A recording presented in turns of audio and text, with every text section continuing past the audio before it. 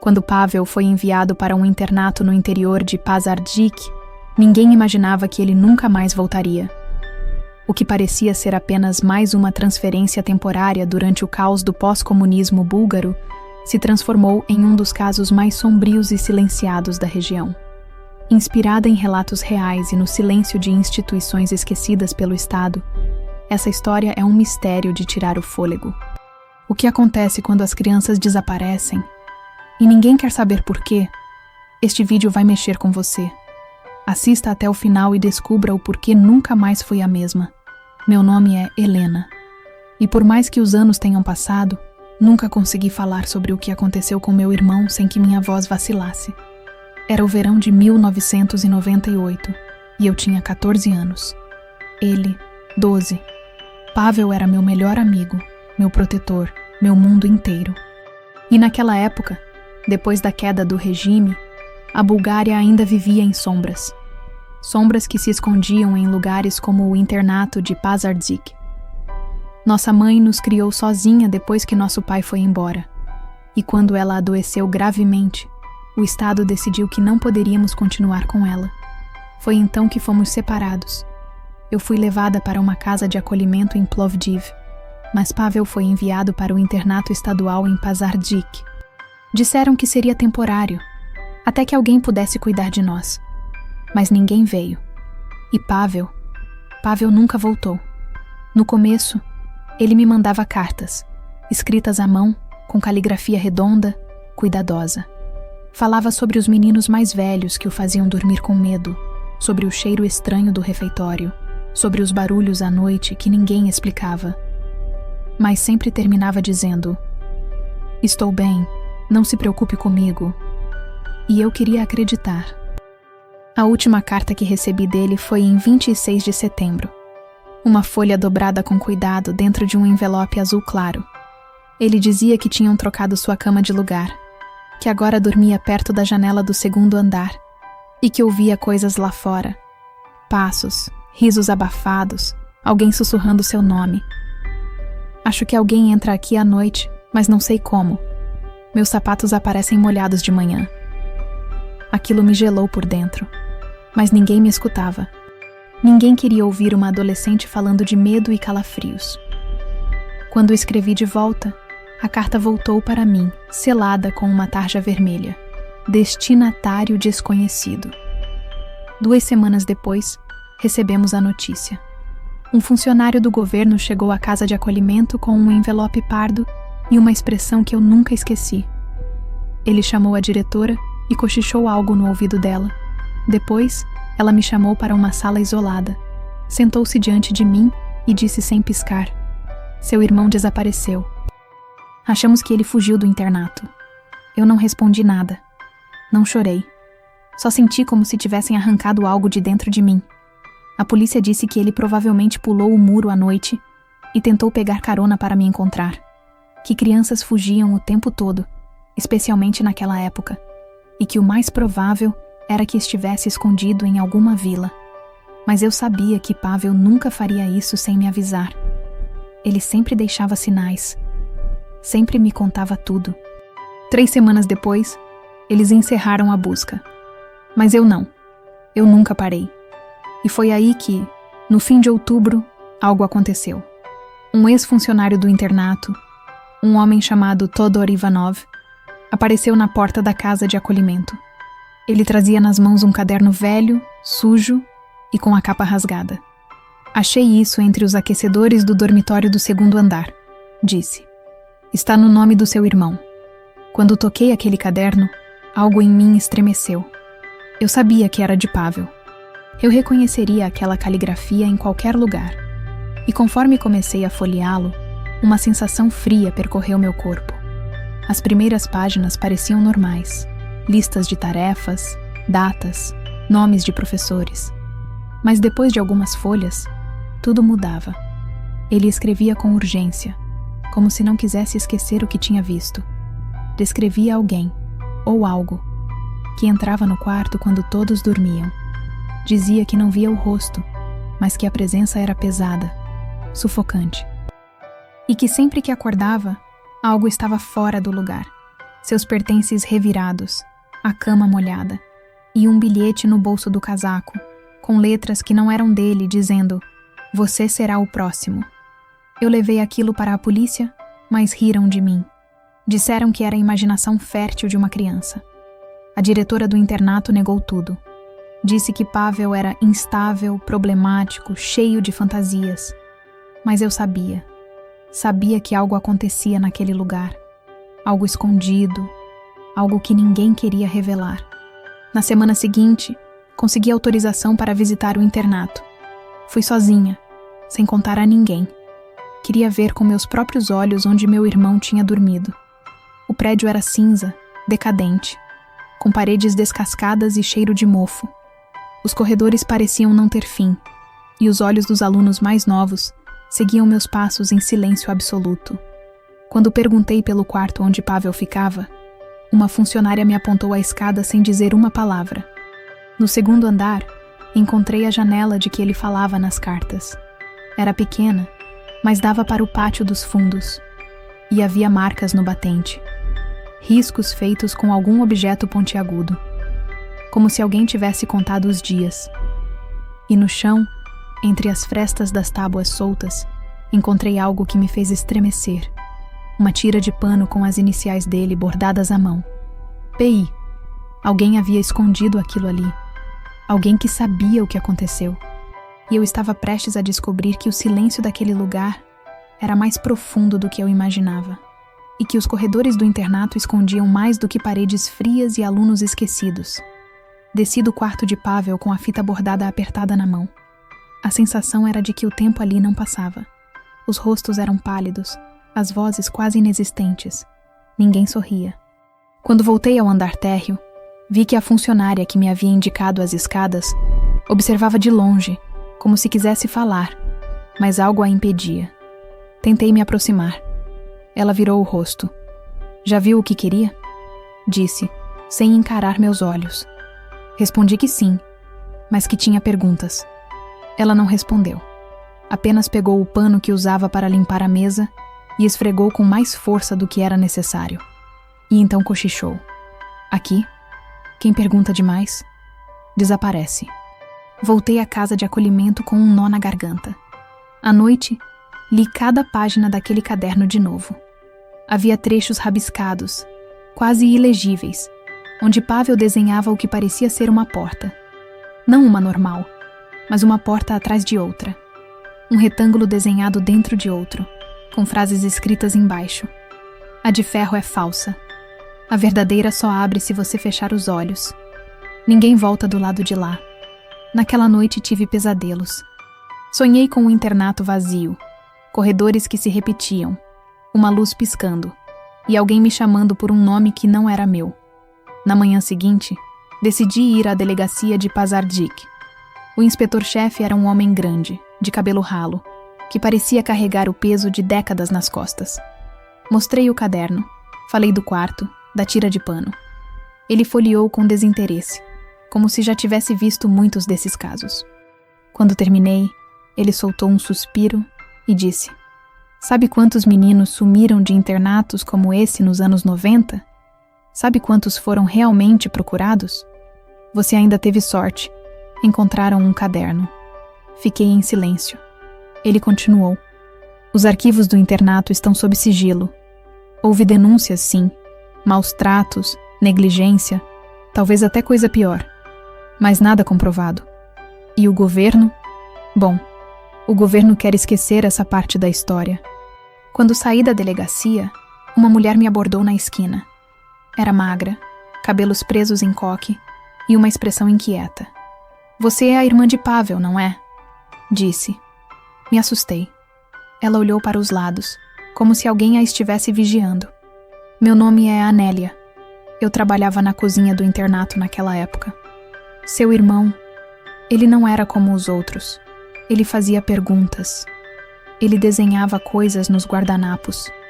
Uma vez me entregou um bilhete dizendo que escutava passos vindos do porão, mas não havia escada para o porão naquele prédio. Quando falei com o diretor sobre isso, ele me mandou calar a boca. Disse que Pavel era imaginativo demais e que aquele tipo de menino trazia problemas. Perguntei se ela sabia mais. Ela hesitou. Disse que depois de uma noite chuvosa, Pavel apareceu com a roupa toda suja de lama e tremendo. Disse que tinha ido lá embaixo e que viu meninos que ninguém mais via. Meninos que não falavam, não se mexiam, só olhavam. E que um deles, de olhos muito claros, o puxou pelo braço e sussurrou: "Você é o próximo." Anelia dizia que achava que Pavel estava com febre, mas quando tentou chamar a enfermeira, ele desapareceu por horas. Quando voltou, disse apenas: "Eles estão me testando." Pedi para ela me levar até o local onde isso teria acontecido. Ela recusou. "Não volto lá nem morta." Insisti, implorei. Então ela escreveu um endereço num pedaço de papel e disse: "Tem um mapa no caderno dele. Procure pelas 3 janelas quebradas. Atrás delas havia uma porta selada, mas não tente abrir sozinha." Peguei o papel e voltei para Plovdiv. Aquela noite não dormi. Fiquei comparando os rabiscos de Pavel com a planta baixa que encontrei num jornal antigo que mostrava reformas nos internatos. Havia, sim, uma área desativada no subsolo. Uma ala antiga, usada antes dos anos 80, onde funcionava uma enfermaria psiquiátrica quando o lugar ainda era centro de reeducação juvenil. Comecei a montar tudo como num quebra-cabeça. Os relatos de Pavel sobre vozes, os sapatos molhados, a cama trocada de lugar, o caderno escondido, a porta atrás da porta, a ala antiga. Tudo indicava que havia algo embaixo daquele prédio. Algo que alguém, ou muita gente, queria esconder. E era para lá que eu precisava ir. Mas antes disso, decidi tentar localizar alguém que esteve com meu irmão naquela época. Depois de dias ligando para instituições e cruzando nomes com registros públicos, consegui encontrar um. Georgi Petrov, ex-aluno do internato, hoje morando em uma vila próxima à fronteira com a Sérvia. Peguei um trem até lá. A viagem foi longa, silenciosa. Carregava o caderno junto ao peito, como se ele fosse a última parte viva do meu irmão. Georgi era um homem magro, de rosto envelhecido, mesmo com pouco mais de 30 anos. Quando abri a porta da sua casa e disse o nome de Pavel, ele congelou. Os olhos encheram de lágrimas. Ele me convidou para entrar, em silêncio. A casa era simples, com móveis antigos e um cheiro forte de fumo. Sentamos. Ele não falava nada, só olhava fixamente para a capa do caderno. Depois de longos minutos, ele murmurou: "Pavel não fugiu. Ele foi levado." Meu coração acelerou. Perguntei o que ele queria dizer com aquilo. Ele contou que no internato existia uma espécie de lista, passada pelos meninos mais velhos. Ninguém sabia de onde ela vinha. A cada mês, um nome novo aparecia. E esse nome significava que, em alguma madrugada, a pessoa sumiria. Era um segredo mantido por todos por puro medo. Era como uma maldição, um pacto. Se você falasse, você era o próximo. Ele disse que 2 noites antes de Pavel desaparecer, viu o nome dele escrito em um pedaço de papel colado atrás do espelho do banheiro, e que no mesmo lugar, alguém escreveu com sangue seco: "Silêncio ou castigo." Ele nunca contou isso a ninguém. Só agora, depois de tantos anos, teve coragem. Eu perguntei quem fazia isso, quem escrevia os nomes. Ele respondeu: "A escola inteira fazia. Cada um deixava que acontecesse. Era assim que a gente sobrevivia." Voltei para casa tremendo. Mas agora não havia mais dúvidas. Pavel tinha sido vítima de algo doentio, talvez organizado. E alguém ainda sabia a verdade. E agora, eu também estava na trilha. Eu sabia dos nomes. Eu sabia da porta. E agora, eu queria saber o que existia por trás dela, mesmo que isso significasse não voltar. No dia seguinte, comprei uma lanterna, um par de luvas grossas e voltei a Pazardzhik. Não avisei ninguém. Não pedi ajuda. A essa altura, eu já entendia que ninguém viria comigo. E que, se contasse o que estava prestes a fazer, tentariam me impedir. O trem chegou no fim da tarde e esperei a noite cair. Andei pelas ruas vazias até chegar à parte de trás do internato. O muro era alto, mas já estava rachado em vários pontos. Encontrei uma parte solta, onde as pedras tinham sido retiradas, e entrei sem fazer barulho. Segui as instruções que George havia me dado. No lado oeste do prédio, havia uma sequência de 3 janelas quebradas, cobertas por folhas de jornal antigo. Ao lado, um portão enferrujado escondia uma porta baixa, feita de metal. Aquela era a entrada da ala antiga. A porta estava trancada com correntes, mas a fechadura era fraca. Usei uma barra de ferro para forçar até ceder. Quando a corrente caiu, o som do metal ecoou pelo pátio. Esperei em silêncio, atenta a qualquer movimento. Nada. Acendi a lanterna e desci por uma escada de concreto. Estreita, coberta por teias de aranha e mofo. O cheiro era insuportável. Uma mistura de esgoto e algo mais. Algo que lembrava coisa podre, abandonada. O ar era pesado. Meus passos ecoavam, mesmo quando tentava pisar leve. E então, cheguei ao corredor principal da ala subterrânea. As paredes estavam descascadas, com marcas de garras ou arranhões profundos. Alguns azulejos estavam soltos, e manchas escuras cobriam o chão. À esquerda, havia uma porta de madeira apodrecida com a inscrição: Sala de contenção 3B. À direita, outra porta, de ferro, entreaberta. Entrei. Dentro, havia camas de ferro enferrujado, com tiras de couro presas nos cantos. As janelas eram pequenas, quase inexistentes. Mas o que me chamou a atenção foi o que havia desenhado nas paredes. Rostos. Vários rostos. Rabiscados à unha, no cimento cru. Uns sorriam. Outros choravam. Alguns tinham olhos apagados. Outros não tinham boca. E no centro da parede maior, havia uma frase escrita em búlgaro antigo: Te gledat no ne vizdat, te chuvat no ne govoret. Eles veem, mas não enxergam.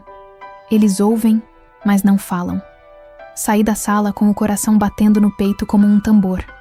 Segui por mais 2 corredores até chegar ao final, onde havia uma porta dupla, trancada com uma trava antiga.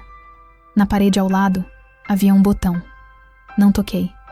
Em vez disso, examinei o chão. E ali, encontrei algo que me paralisou.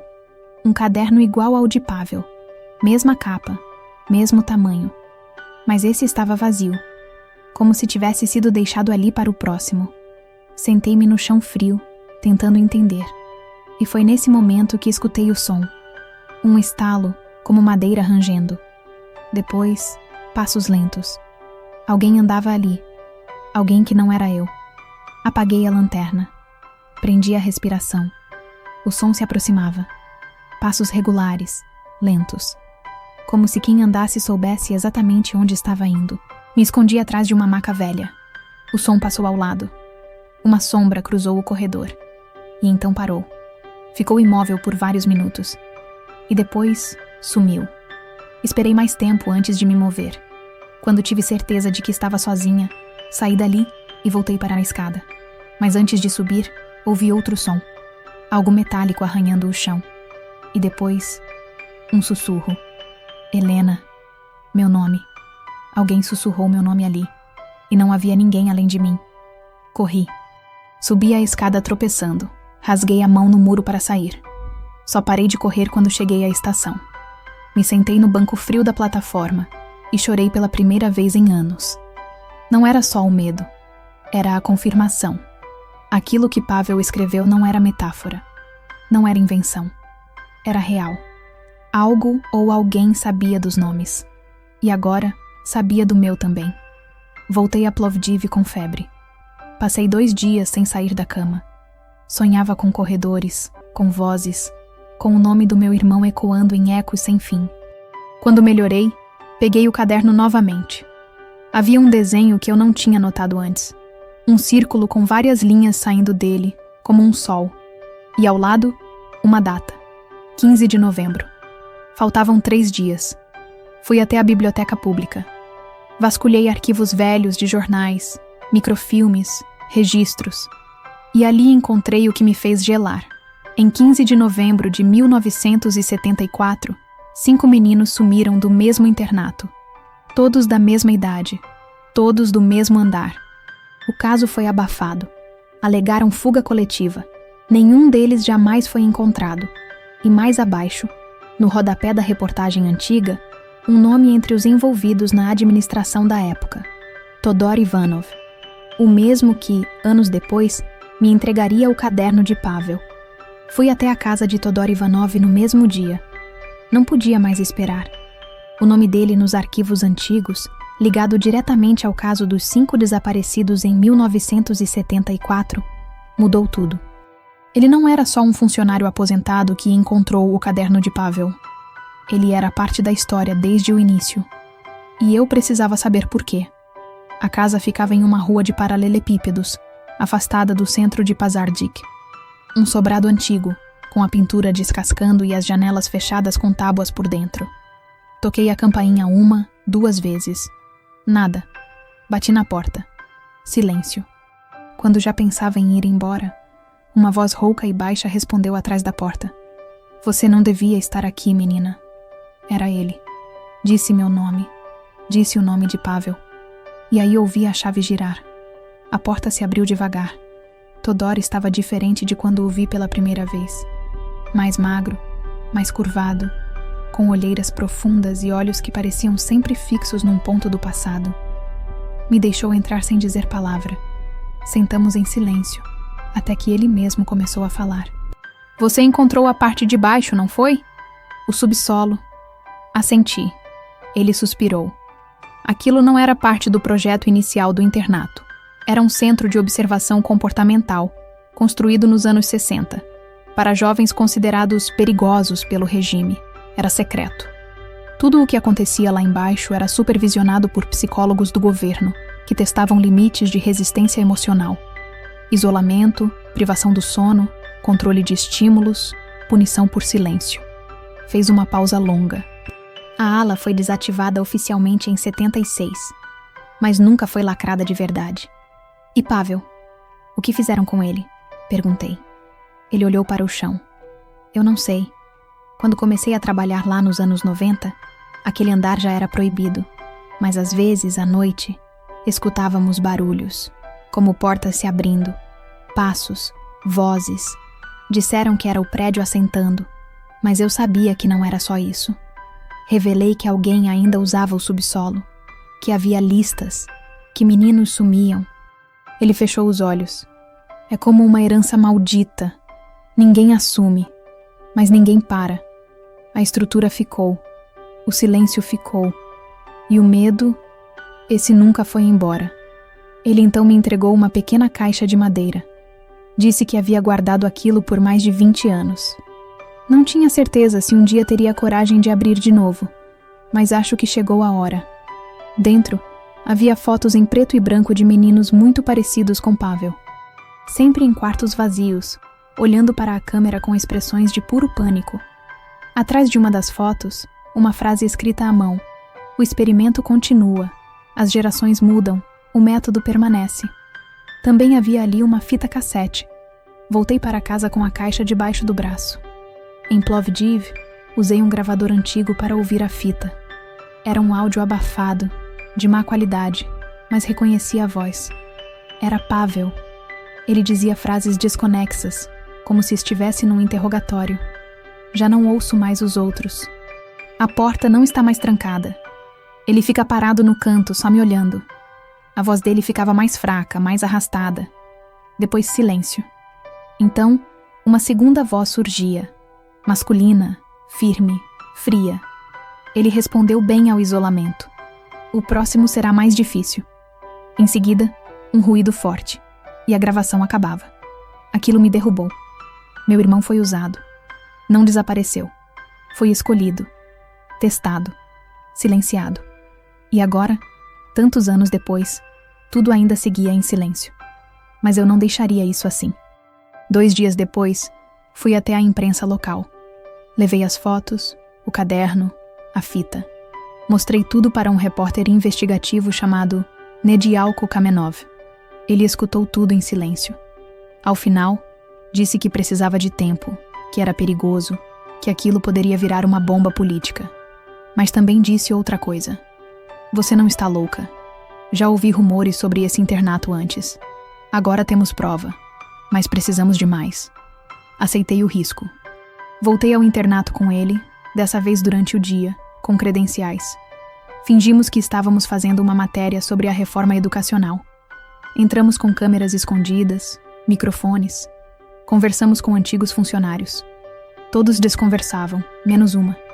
A mulher da limpeza, a mesma que me olhou com medo semanas antes. Quando Kamenov mostrou uma das fotos, ela tremeu. Esses meninos... Eu vi um deles, uma vez, anos atrás, numa madrugada. Estava todo sujo, descalço, andando pelo corredor. Tentei falar com ele, mas ele não respondia. Só olhou para mim como se não me visse. E depois... desapareceu atrás de uma porta que hoje já nem existe mais. Kamenov perguntou onde era essa porta. Ela apontou para um canto isolado, atrás da antiga lavanderia. Fomos até lá. O local estava trancado. Mas com esforço, conseguimos forçar a entrada. E lá estava. Uma passagem estreita, escondida atrás de um armário encostado. Um corredor de pedra, diferente do resto do prédio. E no fim dele, uma porta. Uma que eu nunca tinha visto antes. De madeira escura, com símbolos entalhados. Não religiosos, não místicos. Eram marcas de contagem, nomes, datas. Kamenov filmava tudo. Eu me aproximei.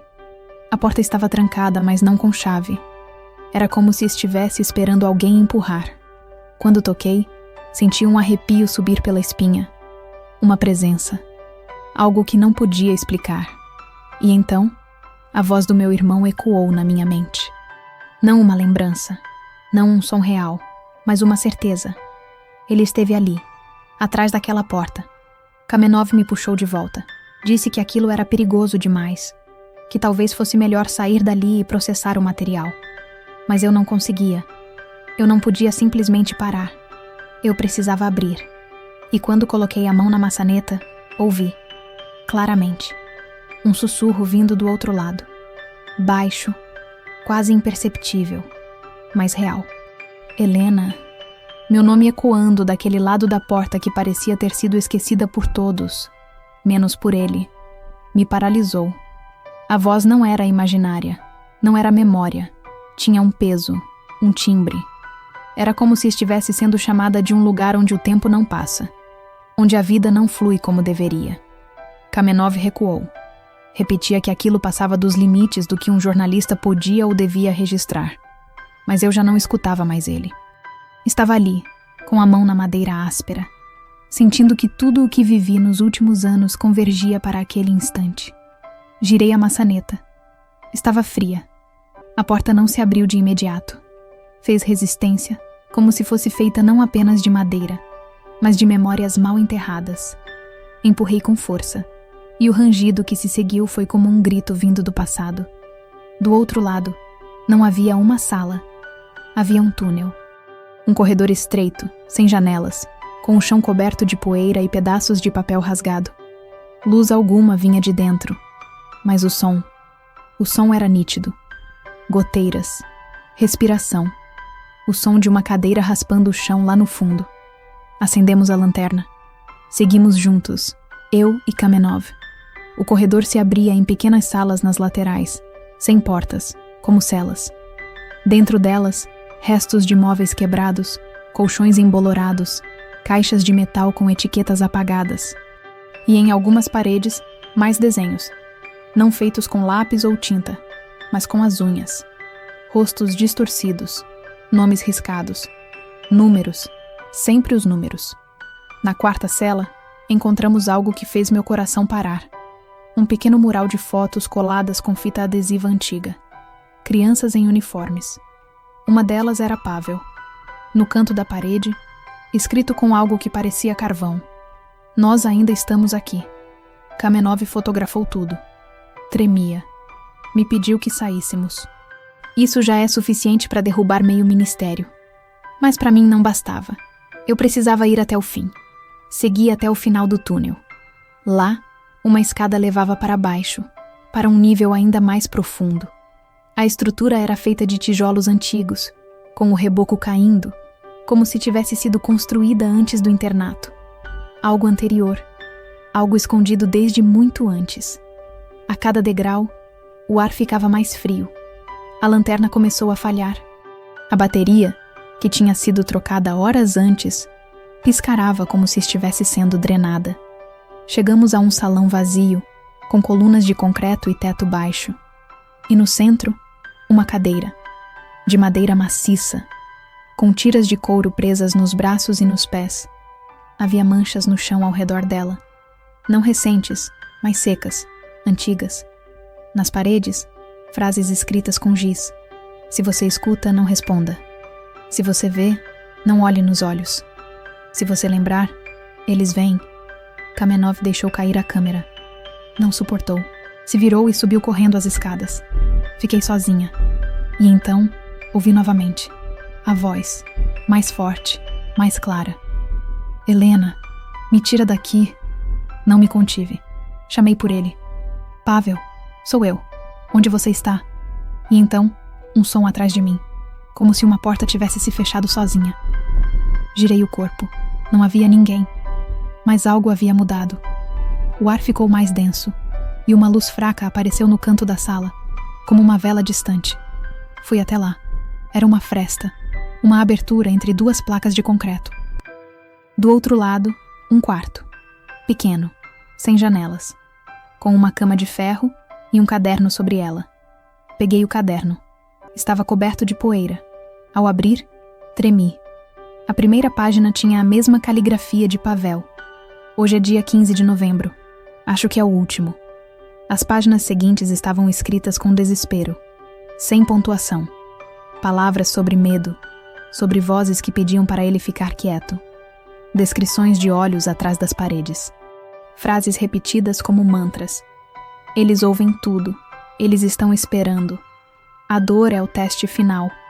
E na última página, uma frase que me fez cair de joelhos. Se minha irmã encontrar isso, não pare. Não acredite em ninguém. A porta verdadeira ainda está fechada. Subi de volta cambaleando. Saí do subsolo como quem volta de um mergulho muito fundo. Kamenov me esperava do lado de fora, pálido, segurando a câmera com as mãos trêmulas. Saímos do internato sem dizer uma palavra. Entramos no carro e dirigimos até a estação em silêncio absoluto. Nos dias seguintes, a reportagem dele foi recusada por todos os jornais.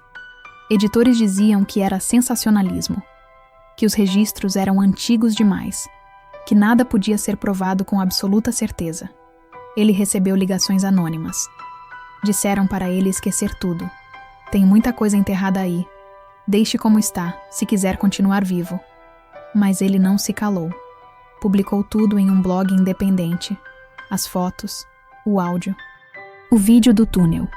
A repercussão foi imediata. Milhares de acessos em poucas horas. Famílias de desaparecidos começaram a escrever. Velhos ex-funcionários apareceram com novos relatos. Mas junto com isso, vieram as ameaças. Nosso apartamento foi revirado. A caixa com os documentos sumiu. O blog foi tirado do ar. Kamenov desapareceu 3 dias depois. E então, pela primeira vez em muito tempo, me vi completamente sozinha. Mas agora eu tinha certeza absoluta de uma coisa. Meu irmão não estava morto.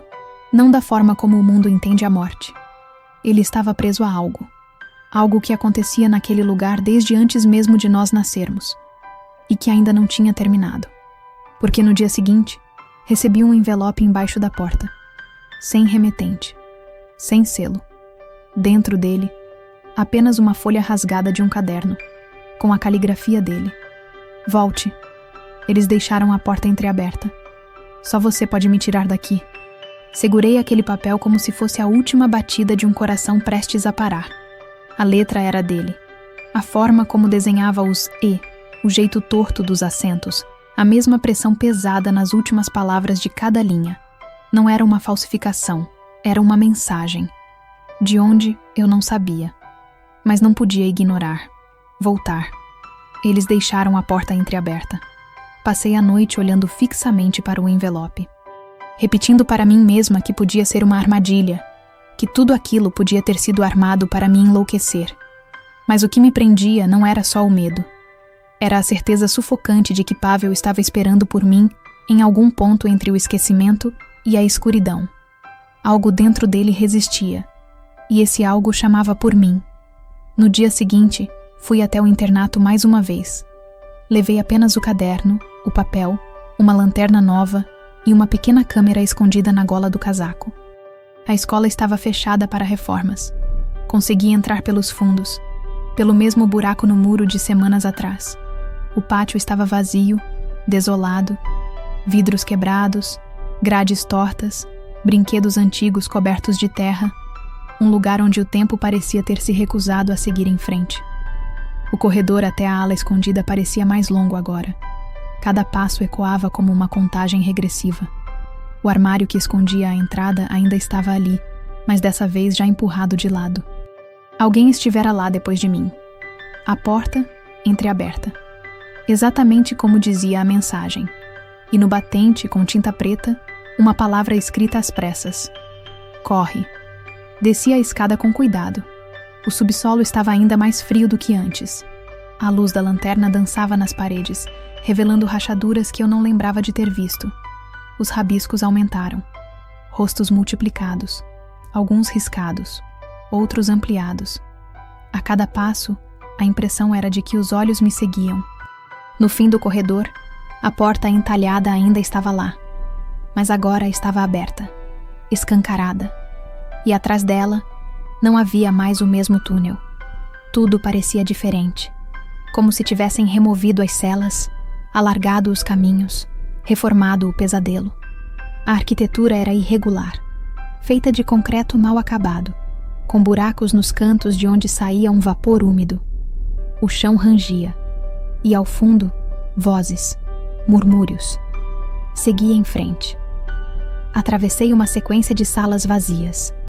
Em uma delas, uma fileira de cadeiras enfileiradas diante de um espelho quebrado. Em outra, um rádio tocava estática. Mas quando me aproximei, entre os chiados, escutei uma voz baixa. 7. 7 entraram. Um ficou. E depois, ele ainda canta à noite. A sala seguinte me derrubou por dentro. Havia brinquedos espalhados. Mas não de forma natural. Cada boneco, cada peça de dominó, cada carrinho. Todos estavam organizados em fileiras perfeitamente simétricas, virados para uma mesma parede. E nessa parede, fotos coladas com grampos, todas em preto e branco, crianças em uniforme, rostos apagados à caneta, exceto um, Pavel, a única foto inteira, e abaixo dela, uma frase. Ele ainda se lembra do que não devia. O pânico bateu como um soco no estômago. Comecei a chamar por ele. Pavel, sou eu. Se você estiver aí, fala comigo. Minha voz ecoou pelo vazio. Nenhuma resposta. Só os sussurros voltando. Frases embaralhadas. Palavras que não se encaixavam. E de repente, passos correndo atrás de mim. Virei com a lanterna. Nada. Comecei a correr. Não sabia mais de onde tinha vindo, nem para onde ia. Os corredores pareciam se mover. Portas apareciam onde não estavam antes. E as paredes, elas sussurravam, com vozes infantis. Algumas choravam, outras cantavam uma melodia sem letra. E eu corria, até que cheguei a uma porta pequena, de madeira simples, quase escondida atrás de um pilar. Era baixa. Precisei me curvar para entrar. Do outro lado, uma sala de tijolos crus. No centro, uma cama de ferro, uma cadeira e uma estante. Nela, cadernos empilhados. Todos iguais ao de Pavel. Peguei o de cima. Ao abrir, vi rabiscos, como os dele. Páginas de delírios, datas, horários. Sempre a mesma sequência. Acorda, escuta, espera, anota. Depois, a frase repetida ao fim de cada dia. Hoje ele não veio. Mas no último dia, algo diferente. Hoje ele sentou e me chamou de irmão. Um rangido me fez levantar os olhos. No canto havia uma cortina rasgada. Atrás dela, um buraco na parede. Me aproximei devagar. O cheiro era ácido, forte, como mofo misturado com ferro. E então vi. Um corredor curto. E ao fundo, um menino. Sentado, de costas. A luz da lanterna tremia. Meu corpo também. Chamei. Pavel. Ele não se mexeu. Dei um passo e outro. Sou eu, Helena. Por favor, me responde. Então ele virou lentamente o rosto. E mesmo com o rosto mais envelhecido, com os olhos fundos, com a pele pálida, eu reconheci. Era ele, meu irmão. Mas o olhar, aquele olhar, ele me olhava como se não me visse, como se nunca tivesse me visto antes, como se eu fosse só mais uma. Fiquei parada ali, a poucos metros dele, sentindo meu corpo inteiro tremer. Era Pavel. Os traços estavam ali, os olhos escuros, a cicatriz pequena na sobrancelha, o contorno do rosto que eu conhecia desde que me entendo por gente. Mas ele parecia deslocado do tempo, como se o relógio dentro dele tivesse parado anos atrás, enquanto o mundo inteiro continuava girando. A pele era fina, quase transparente, os lábios entreabertos. E o olhar, um olhar sem âncora, flutuando em um vazio que não pertencia a este mundo. Pavel, sou eu, repeti, engolindo em seco. Sou a Helena. Ele piscou, lentamente, como se aquela palavra, meu nome, despertasse alguma coisa ou arrancasse uma camada de gelo que o cobria por dentro. A boca dele se mexeu, mas nenhum som saiu. Caminhei mais um passo. Então ele levantou a mão, trêmula, apontando para algo atrás de mim. Virei o rosto. Na parede, havia uma grande marca circular, como um antigo vitral que foi cimentado, mas por onde a umidade agora voltava a desenhar as bordas. E nela, palavras gravadas com pregos ou algo afiado. A sala do eco. Nenhuma memória sai inteira daqui. Voltei a olhar para ele. Você sabe quem sou eu? Dessa vez, ele sussurrou, quase inaudível. Lena. Aquela sílaba foi como um trovão silencioso dentro de mim. Um rompimento de todas as defesas. Me ajoelhei ao lado dele. Peguei suas mãos. Estavam frias, frágeis, mas reais. Você está vivo. Você está aqui. Eu te achei, Pavel. Eu vim por você. Ele respirava fundo. Olhava para mim como se tentasse se lembrar. Como se estivesse folheando por dentro todas as páginas da vida que tinha deixado para trás. Eles me mantiveram aqui, esperando esquecer. Tentei puxá-lo para levantar, mas ele hesitou. Eles vêm quando tentamos sair, quando tentamos lembrar. Não importa, eu estou aqui. Eu vou tirar você daqui, agora. Ele se levantou com dificuldade. Suas pernas estavam trêmulas, mas firmes o suficiente. O túnel atrás de nós parecia mais escuro, mais vivo. Como se, ao encontrar meu irmão, algo tivesse despertado naquele lugar. Peguei sua mão e começamos a caminhar de volta. As vozes começaram baixas. Frases sobre coisas que não entendíamos. Datas, nomes. Eles devem esquecer. Ela trouxe a lembrança. A lembrança é o erro. As paredes pareciam pulsar com a vibração das palavras. E então vieram os ruídos. Arranhões, portas batendo, sons de cadeiras arrastando. E, finalmente, os passos. Primeiro lentos, depois correndo. Não olha para trás, disse ele. Por quê? Porque é isso que eles querem. Corremos. Corremos como duas crianças tentando fugir de um pesadelo que já durava décadas. As salas passavam em flashes. As figuras nas paredes pareciam mudar, acompanhar. As luzes da lanterna vacilavam, mas o calor da mão dele me dizia que ainda estávamos juntos. Chegamos ao corredor principal, mas a porta, a que nos levaria para fora, estava fechada. Fechada com correntes que antes não estavam ali. O armário, disse Pavel apontando. Atrás dele tem outra passagem. Fomos até lá. Começamos a empurrar o móvel. Ele rangia. Era pesado. Atrás, como ele disse, uma abertura. Estreita, cheia de entulho, mas aberta. Entramos. Era um túnel mais antigo ainda, com tijolos molhados, teto baixo. As vozes agora estavam próximas, muito próximas. E então, o grito. Não era humano. Era como o som de algo que nunca deveria ter nascido, vindo de todas as direções ao mesmo tempo. O túnel começou a tremer. A poeira caía do teto. Corríamos agachados, ofegantes. Até que vimos a luz, a pequena fresta de claridade que indicava a saída para o pátio de trás. Corremos. Mas ao chegar lá, Pavel parou. Eu não posso sair. Claro que pode. Estamos quase lá. Vem. Eles me prenderam aqui, com lembranças que não são minhas. Se eu sair, elas vêm comigo. Elas tomam forma. Pavel, não importa. Você é real. Eu sou real. Nós vamos embora. Mas ele recuou um passo. Você precisa ir. Alguém precisa lembrar. Alguém precisa contar. Não. Você vem comigo. Nem que eu arraste você. Ele me olhou de novo. E pela primeira vez, sorriu. Você sempre foi a corajosa. Então o som atrás de nós mudou. Passou de gritos para sussurros. Depois para choro. Depois para silêncio. Quando olhei para o lado, ele não estava mais ali. Corri de volta. Chamei por ele. Nada. O túnel agora estava vazio, sem rastros, sem marcas, sem o caderno. A saída atrás de mim começou a se fechar. Lajes caindo, o teto cedendo. Eu corri. Saí no pátio, tossindo, coberta de poeira. Atrás de mim, tudo desabava.